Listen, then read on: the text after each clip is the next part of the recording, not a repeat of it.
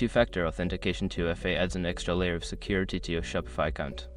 Follow these steps to enable it quickly and easily. Step 1. Log into your Shopify account. Go to the Shopify website and enter your login credentials to access your account dashboard. Step 2. Navigate to account settings. Once logged in, click on your account name or profile icon in the top right corner, then select account from the drop-down menu. Step 3. Find two-factor authentication. In the account settings menu, look for the security section. Here, you will see the option for two-factor authentication. Step 4. Enable two-factor authentication. Click on the option to enable two-factor authentication. You may be prompted to enter your password again for security purposes. Step 5. Set up your authentication method.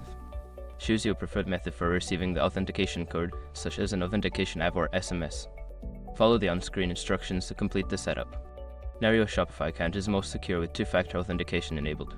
Make sure to keep your authentication method accessible to avoid any login issues in the future.